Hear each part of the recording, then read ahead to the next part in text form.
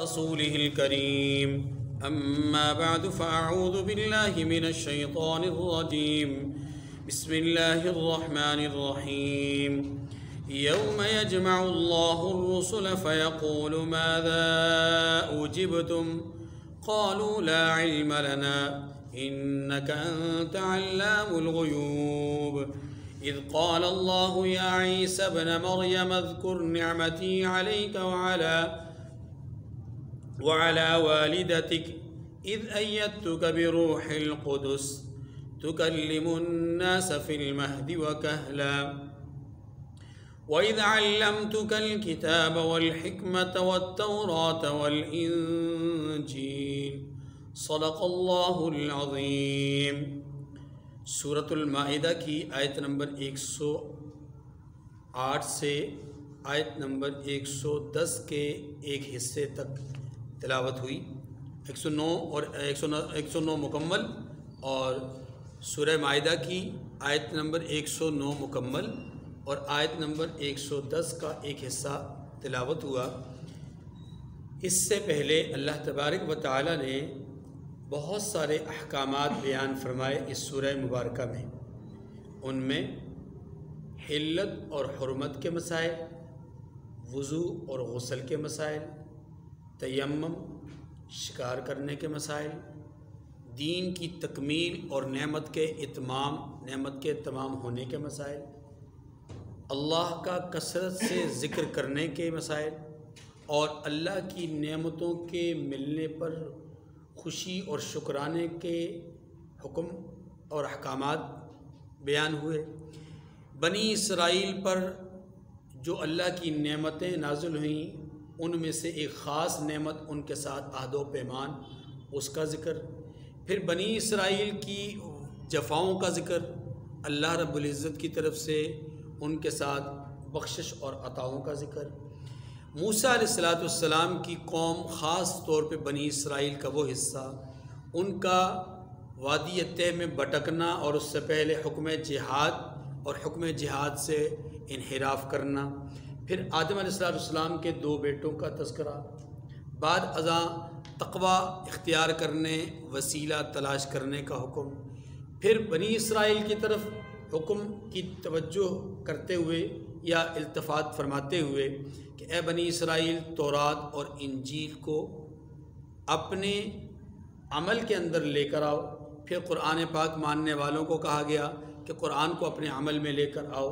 پھر یہ بتایا گیا کہ یہود اور نصارہ کے ساتھ دوستی نہیں لگانی، پھر یہ بتایا گیا کہ دوستی کیوں نہیں لگانی، پھر اللہ تبارک و تعالیٰ نے اپنے حبیب صلی اللہ علیہ وسلم کو آیت تبلیغ بھیج کر آپ کے فرض منصبی کو بیان فرمایا کہ آپ کا کام تبلیغ رسالت ہے، جو مانتے ہیں وہ کامیاب، جو نہیں مانتے وہ ناکام۔ بعد ازاں خاص طور پہ عیسائیوں کا ذکر، عیسائیوں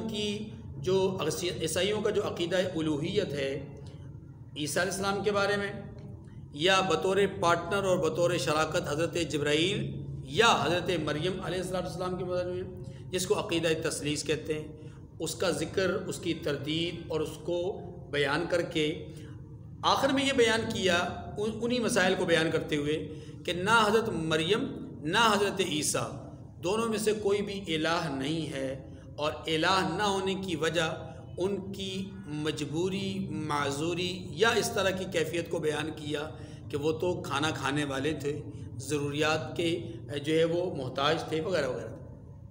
اس کے بعد اللہ تعالیٰ نے ایک عام ضابطہ بیان فرمایا کہ سارے یہود برے نہیں، سارے عیسائی برے نہیں، البتہ یہودیوں کی اکثریت اور مشرکین کی اکثریت اسلام اور مسلمانوں کی دشمن ہے، اور عیسائیوں میں سے بہت سارے عیسائی نرم دل ہیں، وہ اسلام کے زیادہ قریب یا اسلام کی طرف زیادہ مائل ہونے والے ہیں۔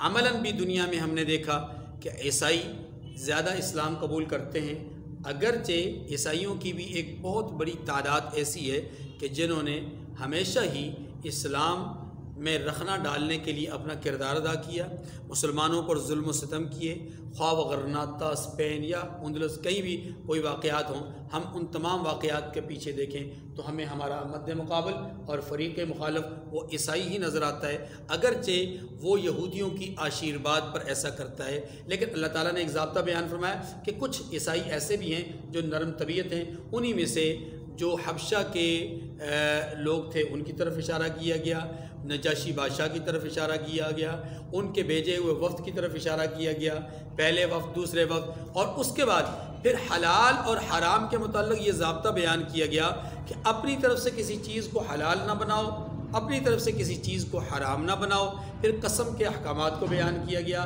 اس کے بعد شکار کے مسائل کو اس انداز میں بیان کیا گیا کہ حالت حرام میں شکار کا حکم کیا ہے، پھر بیت اللہ کی عظمت اور شان کو بیان کیا گیا، اور اس کے بعد یہ بتایا گیا کہ فضول اور لایانی سوالات سے بھی پرہیز کرو اور بہت زیادہ سوالات کرنے سے بھی پرہیز کرو، پھر کہا گیا کہ شہادت اور گواہی کو اپنے اوپر اس طرح سمجھو کہ گویا یہ تمہاری ذمہ داری ہے، خاص طور پہ سفر کے معاملات میں ہم اپنے لیے کوئی وصیت مقرر کر جائیں اپنے مال اموال کے حوالے سے، اور اسی طریقے سے اس وصیت پر گواہ مقرر کریں۔ یہ سارے احکامات اور مسائل ہمارے سامنے بیان ہوئے۔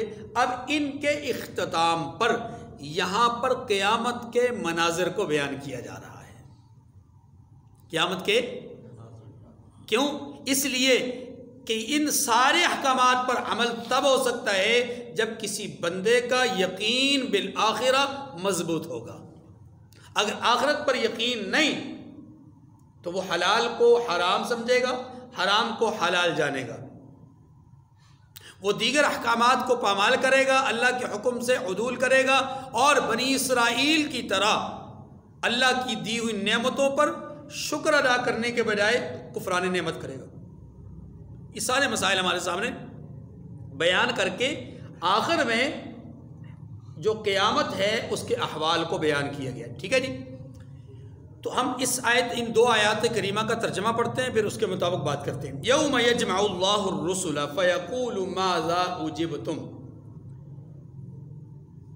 وہ دن بھی یاد رکھنے کے لائق ہے کہ جس دن اللہ پیغمبروں کو جمع کرے گا۔ فیقول، پھر اللہ کہے گا ماذا اجبتم، اللہ ان سے پوچھے گا فرشتوں سے، اپنا انبیاء سے، کہ تمہیں لوگوں نے کیا جواب دیا جب تم نے ان کو اللہ کی طرف بلایا، اپنی نبوت کو ظاہر کیا، تو انہوں نے جواب کیا دیا؟ قالوا لا علم لنا، بہت توجہ سے اس کا ترجمہ ذہن میں رکھیے گا، الفاظ کو ذہن میں رکھیے گا، بہت ساری باتیں ہیں یہاں پر کرنے والی۔ فرمایا، اللہ فرماتے ہیں کہ قیامت کے دن اللہ انبیاء سے پوچھیں گے تمہیں جواب کیا ملا؟ تو انبیاء کیا جواب دیں گے؟ لا علم لنا، لا، ہمیں کچھ معلوم نہیں، ہمیں کچھ معلوم نہیں۔ انک انت علام الغیوب، بے شک تو ہی غیب کی باتوں سے واقف ہے۔ ٹھیک ہے جی، پہلے اس آیت کریمہ کا ترجمہ ہم نے پڑھ لیا، اس کے متعلق بات کرتے پھر اگلی آیت۔ یہاں پہلی بات یہ سمجھائی گئی کہ قیامت کے دن اللہ رسولوں کو جمع کریں گے، جبکہ رسولوں کے علاوہ بھی لوگ جمع ہوں گے، ساری کائنات جمع ہوگی، تمام انسان جمع ہوں گے، تو پھر صرف رسولوں کا ذکر کیوں؟ اس کی وجہ یہ کہ یہاں چونکہ اگلی بات رسولوں سے متعلق ہے، اس لیے یہاں پر جمع کرنے میں رسولوں کا ذکر کیا گیا۔ اگلی بات کیا ہے کہ رسولوں سے سوال ہوگا، رسولوں سے، تو مقصود یہاں پر رسولوں کا سوال ہے کہ رسولوں سے پوچھا جائے گا، ان کا جواب سامنے آئے گا، اس کو ذکر کرنے کے لیے کہا گیا کہ رسولوں کو جمع کیا جائے گا۔ دیکھیے، قیامت کے دن اللہ تبارک و تعالی جس طرح اس آیت کریمہ میں یہ بات بیان ہوئی کہ اللہ رسولوں سے پوچھیں گے، بالکل اسی طرح اللہ تبارک و تعالی قیامت کے دن ان لوگوں سے بھی پوچھیں گے جو رسولوں کے امتی ہیں۔ سوالات کم پیش انبیاء کی جو جماعتیں اور امتی ہیں ان سے بھی سوال ہوگا۔ سورۃ القصص ہے، آیت نمبر 65 ہے۔ قرآن مجید یہ کہتا ہے کہ اللہ تبارک و تعالیٰ اس دن پوچھیں گے، یعنی قیامت کے دن، کس سے؟ جو امتی ہیں ان سے، ماذا اجبتم المرسلین، کہ تم نے انبیاء کو کیا جواب دیا تھا جب انبیاء نے تمہیں دعوت توحید دی، جب دعوت رسالت دی، تو تم نے اس کے جواب میں کیا کہا تھا؟ یہ اللہ امتیوں سے پوچھیں گے، یہ اللہ امتیوں سے۔ اور اس بات کا تذکرہ کہ رسولوں سے بھی سوال ہوگا، امتیوں سے بھی سوال ہوگا، اللہ تبارک و تعالیٰ نے سورہ اعراف کی آیت نمبر 6 میں کیا ہے، فَلَنَسْأَلَنَّ الَّذِينَ أُرْسِلَ إِلَيْهِمْ وَلَنَسْأَلَنَّ الْمُرْسَلِينَ، سو ہم ضرور پوچھیں گے ان لوگوں سے جن کی طرف رسولوں کو بھیجا گیا، یعنی امتیوں سے، وَلَنَسْأَلَنَّ الْمُرْسَلِينَ، اور ہم ان سے بھی پوچھیں گے جن کو ہم نے بھیجا۔ کیا مطلب؟ رسولوں سے بھی پوچھا جائے گا، مرسل الیہم کی طرف یعنی جن کی طرف ہم رسولوں کو بھیجیں گے ان سے بھی پوچھیں گے، دونوں سے سوال جواب ہوگا۔ اب یہ جو سوال جواب ہے کہ امتیوں سے بھی پوچھا جائے گا، رسولوں سے بھی پوچھا جائے گا، اللہ تبارک و تعالی امتیوں سے سوال کے جواب میں کیا کہتے ہیں؟ ماذا اجبتم المرسلین، تم نے رسولوں کو کیا جواب دیا؟ تو فعمیت علیہم الانباء یومئذ فہم لا یتساءلون فاما من تاب وآمن وعمل صالحا۔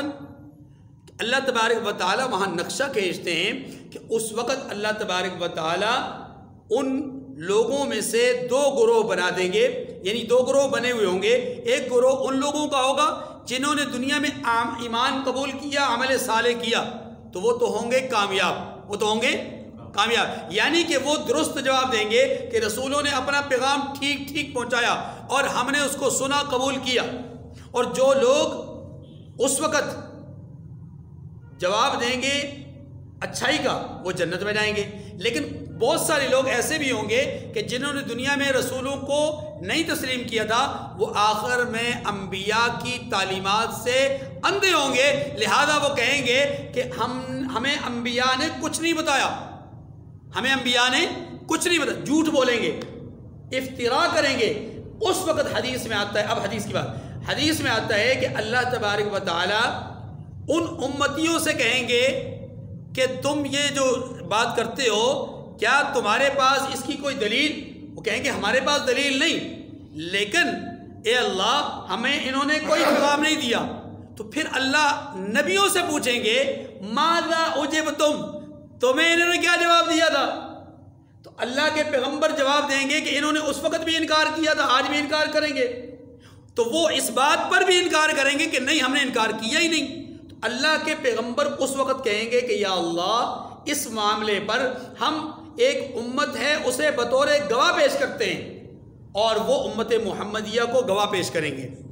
اللہ رب العزت کے پیغمبر فرماتے ہیں کہ میری امت کے لوگ اس وقت گواہی دیں گے کہ یا اللہ یہ جو نبی فرما رہے ہیں یہ سچ فرما رہے ہیں۔ اعتراض ہوگا کہ یا اللہ یہ تو تھے ہی نہیں۔ جواب آئے گا اللہ کی طرف سے کہ اے امت محمدیہ جواب دو، انہوں نے سوال کیا ہے۔ تو یہ جواب دیں گے کہ یا اللہ ہمیں ہمارے نبی پر نازل ہونے والی کتاب نے بتلایا کہ جو نبی آئے تھے وہ برحق تھے، اور جو ان کی دعوت تھی وہ سچی تھی، انہوں نے جھٹلایا تھا، سو یہ ناکام ہو گئے۔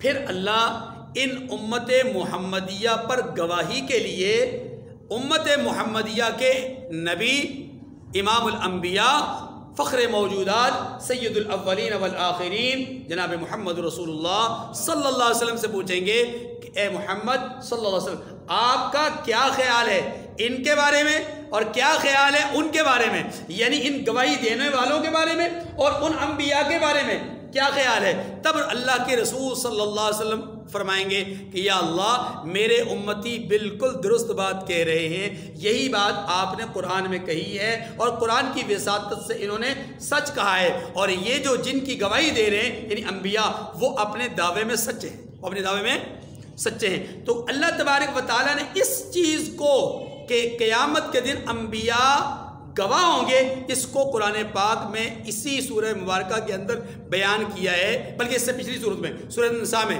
فَكَيْفَ إِذَا جِئْنَا مِن كُلِّ أُمَّةٍ بِشَهِيدٍ وَجِئْنَا بِكَ عَلَى هَؤُلَاءِ شَهِيدًا، کہ اس وقت کا منظر کیا ہوگا، یا وہ کیسا منظر ہوگا کہ جب اللہ ہر امت میں سے ایک گواہ کھڑا کریں گے، اور ان تمام گواہوں پر وَجِئْنَا بِكَ عَلَى هَؤُلَاءِ شَهِيدًا، اور محبوب آپ کو ان تمام گواہوں پر گواہ بنائیں گے۔ بات ہماری یہ ہے وہ منظر جس کو میں نے ابھی تو دیکھیے اس طرح قرآن پاک نے بالکل بات واضح کی ہے کہ قیامت کے دن انبیاء سے بھی سوال ہوگا، قیامت کے دن مقتدیوں سے یا امتیوں سے بھی سوال ہوگا، اور پھر ان کے سوال اور جواب کو قرآن پاک نے جا بجا ذکر کیا ہے۔ یہ بات ختم۔ اب اگلی بات، قرآن پاک یہ کہتا ہے کہ جب انبیاء سے سوال ہوگا کہ تمہارے امتیوں نے کیا جواب دیا، تو وہ جواباً کہیں گے لا علم لنا، ہمیں معلوم نہیں۔ ٹھیک ہے، بات سمجھ گئی؟ اب سوال سمجھیے، ابھی تھوڑی دیر پہلے آپ نے سنا کہ تمام انبیاء اپنی اپنی امت پر گواہی دیں گے، اور آپ نے گزشتہ درس میں یہ بات سمجھی تھی، جو گواہ ہوتا ہے وہ گواہی دیتا ہے علم کی بنیاد پر۔ گواہ کس پر گواہی دیتا ہے؟ علم کی گواہی۔ اب جب اس نے انبیاء علیہ السلام نے گواہی دینی ہے اپنی امتیوں کی، تو سوال یہ ہے کہ جو علم نہیں رکھتے وہ گواہی کیسے دیں گے؟ خود انہوں نے انکار کیا نا کہ لا علم لنا، ہمیں علم نہیں۔ تو سوال یہ ہوتا ہے کہ انبیاء گواہ بھی ہوں گے اور علم بھی نہیں رکھتے، یہ بات دو متضاد باتیں ہیں۔ اس کا جواب، اس جواب کو سمجھنے کے لیے آپ یہ سمجھیے کہ علماء نے اس کے حوالے سے کئی توجیحات بیان کی ہیں، ان دونوں باتوں میں مطابقت کے اعتبار سے، موافقت کے اعتبار سے کئی توجیحات بیان کی ہیں۔ پہلی توجیح یہ ہے کہ اس جواب کو سمجھنے کے لیے ہمیں قیامت کے احوال کو سامنے رکھنا ہوگا۔ قیامت کے حالات یہ ہیں کہ بعض حالات وہ ہوں گے کہ بال سے زیادہ باریک، تلوار کی دھار سے زیادہ تیز راستہ، اور اس راستے کے اوپر سے گزرنے کا منظر جس کو ہم پل صراط کہتے ہیں۔ نمبر 2، ایک منظر یہ ہے، اس سے بھی پہلے ایک منظر یہ ہے کہ انسان قبروں سے اٹھ رہے ہیں، بالکل برہنہ ہے، لیکن حالت یہ ہے کہ نفسا نفسی کا عالم ہے اور کوئی کسی کی طرف نگاہ اٹھا کر دیکھ ہی نہیں پا رہا۔ یہ بھی ایک منظر ہے۔ پھر ایک منظر یہ ہے کہ میدان محشر ہے اور اللہ کا جلال اپنے پورے اس کے ساتھ ہے، آب اور تاب کے ساتھ، پورے یعنی قہر کے ساتھ اللہ کا جلال ظاہر ہو رہا ہے۔ ایسے میں ہر انسان خوف سے تھر تھرا رہا ہے، کپاہٹ طاری ہے، گھبراہٹ کا شکار ہے۔ ٹھیک ہے، یہ بھی ایک منظر ہے۔ اچھا، یہ بھی ایک منظر ہے کہ جس کے بارے میں پہلا سوال ہوگا یا جس سے پہلی دفعہ سوال کیا جائے گا، اس کا عالم کیا ہوگا؟ اتنی مخلوق میں پہلا انسان جس سے پوچھا جائے گا کہ ہاں بھائی بتا، تو نے عمر کہاں گزاری، جوانی کس حال میں گزاری، مال کہاں سے کمایا، نمبر 4 کہاں خرچ کیا، اور جو علم حاصل کیا اس پر عمل کتنا کیا۔ 5 باتیں حدیث میں آتا ہے، ہر انسان کو ان سوالوں کا جواب دینا ہو۔ یہ بھی ایک منظر ہے، تو یہ بہت سارے مناظر، بہت ساری کیفیات، بہت سارے حالات۔ انہی حالات میں سے ایک حالت یہ ہے کہ اللہ کا جلال پوری آب و تاب کے ساتھ، پوری شان کے ساتھ۔ ایسے میں انبیاء سے سوال، اے میرے نبیوں بتاؤ، جب تم نے دعوت دی تھی تو تمہیں کیا جواب دیا گیا تھا؟ پورے جلال کے ساتھ سوال۔ تو ایسے جلالی سوال کی تاب نہ لاتے ہوئے انبیاء گھبراہٹ کا شکار ہو کر کے فوراً سارا کا سارا معاملہ اللہ کے سپرد کر دیں گے، یا اللہ ہمیں نہیں معلوم، ہم نہیں جانتے، آپ کو ہی معلوم ہے۔ یہ ہے لا علم لنا کی پہلی توجیہ، کہ اللہ کے سارے پیغمبر اس وقت اللہ کے جلال اور اللہ کے غضب کی وجہ سے گھبراہٹ کا شکار ہو کر کے اللہ کے سامنے بولنے کی تاب نہیں لائیں گے۔ اور اس کی وضاحت ایک حدیث سے بھی ہوتی ہے، اور وہ حدیث کیا ہے کہ اللہ رب العزت کے حبیب صلی اللہ علیہ وسلم کی ایک طویل حدیث ہے کہ لوگ نفسا نفسی کے عالم میں ہوں گے، جب اللہ کی طرف سے حساب کتاب نہیں شروع ہوگا تو لوگ آدم علیہ السلام کے پاس جائیں گے، پھر چلتے چلتے چلتے چلتے وہ تفصیلی حدیث حضرت پاک صلی اللہ علیہ وسلم کے پاس آئیں گے، اللہ کے رسول آ کر کے اللہ کے سامنے طویل سجدہ اور پھر سجدے میں آہوزاری گڑ گڑانا، تب حکم الہی ہوگا یا محمد ارفع راسک سل تعطا واشفع تشفع، آپ سر اٹھائیے، سوال کیجئے، سفارش کیجئے، آپ کی سفارش کو قبول کیا جائے گا، سوال کو پورا کیا جائے گا۔ یا اللہ حساب کتاب شروع کر دیجئے، سوال ہوگا اے محمد کسے پیش کرنا چاہتے ہیں آپ جواب کے لیے۔ ایک حدیث میں آتا ہے، اگرچہ اس حدیث پر کلام ہے لیکن فضائل کے اندر اس طرح کی احادیث قابل قبول ہوتی ہیں۔ حدیث میں آتا ہے کہ اللہ کے رسول صلی اللہ علیہ وسلم جب نظر دوڑائیں گے پوری کائنات پر تو نگاہ نبوت چہرہ صداقت پہ پڑے گی۔ نگاہ نبوت کہاں پڑے گی؟ چہرہ صداقت پہ۔ صدیق اکبر کو پیش کریں گے کہ یا اللہ یہ میرا امتی ہے، اس سے حساب کر دیجئے، حساب شروع کر دیجئے۔ یہ اللہ تبارک و تعالی جناب صدیق اکبر رضی اللہ تعالیٰ عنہ کو دیکھ کر کے فرمائیں گے کہ اے محمد جس نے دین کی خاطر سب کچھ قربان کر دیا تھا کبھی سوال نہیں کیا، آج میں رب ہو کر اس سے سوال کیوں کروں؟ اسے بغیر حساب کتاب کے جنت میں بھیج دیجیے۔ بات سمجھ گئی؟ تو بہرحال اللہ کے رسول صلی اللہ علیہ وسلم سب سے پہلے سر اٹھا کر کے سفارش کریں گے۔ تو یہ طویل حدیث، اب اس میں بھی دیکھیے کہ نفسا نفسی کا عالم ہے، کوئی بات کرنے کی تاب نہیں لائے گا۔ تو پہلا جواب یہ ہوا انبیاء نے لا علم لنا کیوں کہا؟ اس لیے کہ اللہ کے جلال اور غضب سے گھبراہٹ کا شکار ہو گئے۔ گھبراہٹ کا، اور کیوں شکار ہوئے یہ ذرا سمجھے گا بھائی، اس لیے کہ وہ اللہ کے بہت زیادہ قریب تھے۔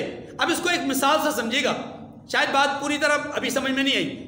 دیکھیے مثال یہ ہے کہ ایک استاد اپنے شاگردوں کے درمیان کلاس میں بیٹھے ہیں اور کسی بات پر آ کر کے جلال میں غضب میں آ کر کے کہہ رہتے ہیں کہ میں کلاس والوں سے آپ لوگوں سے ناراض ہو گیا۔ اب یہاں پر توجہ، یہاں پر دو طرح کے لوگ ہیں کلاس میں، کیا ہے؟ دو۔ ایک وہ شاگرد جو استاد کے انتہائی زیادہ قریب، استاد سے انتہائی زیادہ تعلق، الفت، پیار، محبت، عقیدت، ادب، احترام کمال درجے کا ہے، اور کچھ وہ ہیں کہ جنہیں پرواہ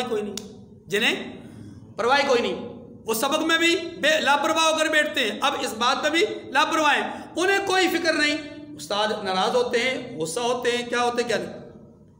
یاد رکھیے وہ جو عقیدت مند طلباء ہے نا، اثر گہرا ان کے اوپر ہوتا ہے، اور وہی ان پر ایسا اثر بعض اوقات ہوتا ہے کہ وہ بیچارے اپنی ہوش و حواس ہی کھو دیتے ہیں کہ اوہو اب ہمارا کیا ہوگا، ہمارا اتنا ہر دل عزیز استاد ہم سے ناراض ہو گیا، ہاں جی، یا غصے میں آ گیا، غضب میں آ گیا۔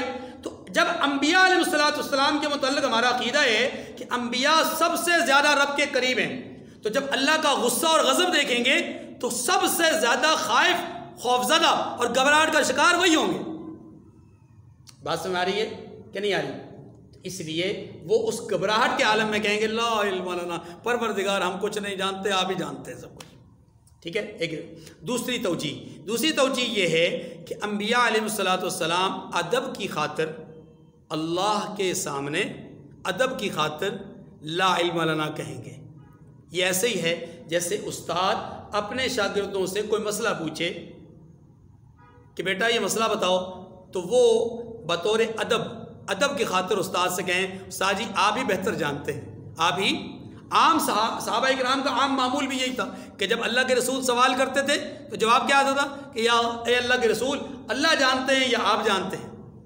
ادب اور احترام کا بعض اوقات انہیں جواب آتا بھی تھا لیکن جواب دیتے نہیں تھے ادب کی خاطر۔ یہاں پر بھی انبیاء کو حالات سے آگاہی ہونے کے باوجود، یہ دوسری جواب دے رہا ہوں، انبیاء کو حالات کی سے آگاہی کے باوجود انبیاء ادب کی خاطر خاموش ہوں گے۔ ادب کی خاطر۔ نمبر 3، انبیاء علیہ السلام کے بارے میں علماء یہ لکھتے ہیں کہ اس وقت اس سوال کو وہ یوں سمجھیں گے کہ شاید اللہ یوں پوچھ رہے ہیں کہ اے نوح آپ بنی اسرائیل کے بارے میں کیا کہتے ہو؟ اے بنی اسرائیل آپ قوم نوح کے بارے میں کیا کہتے ہو؟ قوم نوح کو اے آپ عیسیٰ علیہ السلام کی قوم کے بارے، یعنی ہر نبی اپنے طور پر یہ سمجھیں گے کہ مجھے یہ سوال کیا جا رہا ہے کہ جتنے بھی امتیں ہیں ان امتوں کے احوال بیان کیجئے، انہوں نے کیا کیا جوابات دیے؟ تو ظاہر ہے کہ ہر نبی ہر امت کے حالات سے واقف نہیں، ہر نبی ہر امت کے حالات سے واقف نہیں، اس لیے وہ کہیں گے کہ لا علم لنا، پروردگار ہمیں یہ علم حاصل نہیں۔ 3 بات تھی۔ چوتھا جواب یہ ہے کہ انبیاء علیہ السلام کے اس جواب کا مقصد سمجھے گا۔ یہ جواب وہ دیں گے اس بنیاد پر کہ اے اللہ، ہم اپنے امتیوں کو جب آپ کا پیغام پہنچا چکے، انہوں نے جو ہمارے سامنے کیا ہم اس کو تو جانتے ہیں، لیکن جو ان کے من میں تھا، جو ان کے باطن میں تھا، جو پوشیدہ تھا، یعنی جس کو ہم ایمان کہتے ہیں، وہ ہم نہیں جانتے۔ وہ ہم عمل کو تو جانتے ہیں، اسلام کو تو جانتے ہیں، ایمان کو نہیں جانتے، اس لیے ہم ظاہر کے بارے میں تو کہہ سکتے ہیں، لیکن ہو سکتا ہے آپ کا سوال باطن کے بارے میں ہو، اندرون خانہ کے بارے میں ہو، غیب کے بارے میں ہو، تو پروردگار وہ ہم نہیں جانتے۔ لا علم لنا، اس چیز کے بارے میں ہمیں معلوم نہیں ہے۔ اور آخری بات، آخری توجیہ، ایک ہے علم کل اور ایک ہے علم جز۔ کیا معنی یہ ہے کہ اللہ کا علم کلی علم ہے، اللہ کے ما سوا جتنوں کا بھی علم ہے، جو بھی علم ہے، جس کے پاس بھی ہے، وہ اپنی ذات کے اعتبار سے کلی نہیں ہے۔ ہاں، وہ اپنے سے غیر دوسروں کے بارے میں، دوسروں کے مقابلے میں شاید وہ زیادہ ہو، لیکن اللہ کے مقابلے میں وہ کلی۔ ایک بات یہ سمجھ، اب انبیاء علیہ السلام جس چیز کی یہاں نفی کر رہے ہیں وہ کیا ہے؟ ایک قاعدہ ہے، ضابطہ ہے، اور وہ قاعدہ اور ضابطہ یہ ہے القلیل کالمعدوم۔ بعض اوقات تھوڑی چیز کو بیان کرتے وقت یہ کہا جاتا ہے ہی نہیں، اس کی حیثیت یا اس کی مقدار کی کمی کی وجہ سے کہا جاتا ہے وہ چیز اپنی ذات کے اعتبار سے وجود پذیر ہی نہیں۔ انبیاء علیہ السلام اپنے علم کو اللہ کے علم کے مقابلے میں رکھ کر کے یہ جواب دیں گے، یا اللہ آپ کا علم علم کلی، ہمارا علم علم جزئی، لہٰذا اے اللہ آپ کے علم کے مقابلے میں ہمارے پاس کوئی علم، بات ہماری نہیں آ رہی، یعنی کثیر کے مقابلے میں قلیل معدوم کی حیثیت رکھتا ہے۔ تو یہ سارے جوابات، ساری توجیہات آپ کے سامنے میں نے عرض کر دی۔ خلاصہ یہ نکلا کہ انبیاء علیہ السلام یہاں پر بالکلیہ انکار نہیں کریں گے، بلکہ ابتدائی مراحل میں اپنے عاجزی کا اظہار کریں گے، اللہ کے سامنے اپنی علم جزئی کا اظہار کریں گے، اور اللہ کے سامنے ادب کی وجہ سے نہیں بولیں گے، یہ سارے معاملات۔ لیکن جب ان سے کہا جائے گا کہ اے میرے نبیو، تمہارے پاس جو معلومات ہیں وہ دو، تو پھر وہ تفصیل سے بتائیں گے کہ یا اللہ انہوں نے انکار کیا، ہم ان کے پاس گئے، ہم نے توحید کی دعوت دی، رسالت کی دعوت دی، تو انہوں نے ہمیں انکار کر دیا۔ وہ ساری تفصیل جو قرآن اور حدیث میں ہمارے سامنے آتی ہے۔ تو گویا ابتدائی طور پر انبیاء کہیں گے لا علم لنا، لیکن پھر جب تفصیلاً ان سے پوچھا جائے گا تو وہ جواب دیں گے۔ جیسے ایک استاد شاگرد کو کہتا ہے کہ اس سوال کا جواب دیں، اس مسئلے کو حل کریں، وہ کیا جواب دیتا ہے؟ حضرت جی آپ بہتر جانتے ہیں۔ استاد کہتا ہے نہیں بیٹا، آپ نے جواب دینا ہے، آپ نے پڑھا نا، فلاں کتاب میں پڑھا، فلاں جگہ پہ پڑھا، فلاں جگہ پہ پڑھا، اب آپ جواب دیجئے۔ تو پھر شاگرد استاد کا حکم سمجھتے ہوئے، استاد کا حکم سمجھتے ہوئے اور حکم کو ادب پر فوقیت دیتے ہوئے، اور ویسے بھی ضابطہ یہ ہے الامر فوق الادب، الامر فوق جب حکم اور ادب دو چیزوں کا آپس میں تقابل ہو تو پھر حکم کو ترجیح دی جاتی ہے، ادب کو ترجیح۔ تو جب استاد حکم کرتا ہے کہ بیٹا نہیں، تم نے فقہ کی فلاں کتاب میں یہ مسئلہ پڑھا، بتاؤ، تو اب وہ شاگرد جواب دیتا ہے اور فر جواب دیتا ہے۔ انبیاء علیہ السلام بھی پہلے بطور ادب خاموش ہوں گے، لیکن جب اللہ فرمائیں گے کہ اے انبیاء یہ مقام ادب نہیں ہے، یہ مقام ادب نہیں ہے، بلکہ یہاں تو آپ نے بات کی وضاحت کرنی ہے، بات کی وضاحت، اور کیوں کرنی میں ابھی اس کی وجہ بتا دیتا ہوں۔ یہاں آپ نے بات کی وضاحت کرنی ہے تو اس کے بعد پھر انبیاء سارے حالات بیان کریں گے، جیسا کہ عیسیٰ علیہ السلام کے بارے میں آگے تفصیل سے آئے گا بھی۔ اب سوال یہ ہے کہ انبیاء سے یہ سوال کیوں، انبیاء سے پوچھا کیوں گیا، انبیاء سے پوچھا ہی کیوں گیا؟ اس کا جواب یہ ہے کہ انبیاء سے پوچھا جانا انبیاء پر بے اعتمادی کی وجہ سے نہیں ہے، انبیاء سے پوچھا جانا انبیاء کے اپنے فرض منصبی میں نعوذ باللہ غفلت، کوتاہی، لاپرواہی کی اس کی وجہ نہیں ہے، بلکہ انبیاء سے یہاں پوچھا جانا حقیقت میں ان کی امتوں کے لیے تنبیہ اور سرزنش ہے۔ کیسے؟ توجہ، انبیاء چونکہ گواہ ہیں، انبیاء چونکہ، تو جب ان سے پوچھا جائے گا کہ آپ کو انہوں نے کیا جواب دیا، تو اب وہ دیں گے پوری گواہی، اور جب ان کی گواہی پوری طرح سامنے آ جائے گی، آپ جانتے ہیں کہ عدالت میں جب گواہ گواہی مکمل طور پر دے دیں اور جج مطمئن ہو جائے گواہ کی گواہی سے، پھر کیا ہوتا ہے؟ پھر فیصلہ ہوتا ہے، فرد جرم عائد ہوتی ہے۔ اب امتیوں کے لیے سرزنش اس طور پر ہے کہ انبیاء علیہ السلام سے سوال کیے جانے کا مطلب ہی یہ ہے کہ آپ اپنی امتیوں کے بارے میں گواہی دیجئے کہ آیا یہ جھوٹے ہیں یا سچے۔ جب انبیاء گواہی دے دیں گے کہ یہ طبقہ سچا، یہ طبقہ جھوٹا، تو جو سچے ہوں گے ان کے لیے فرد جرم نہیں، ان کے لیے اعزاز اور انعام کا اعلان، اور جو جھوٹے ہوں گے ان کے اوپر فرد جرم عائد ہو جائے گی۔ اس لیے انبیاء سے سوال ہوگا تاکہ سچوں کو ظاہر کیا جائے اور جھوٹوں کو جہنم میں پھینک دیا جائے۔ لا علم لنا انک انت علام الغیوب۔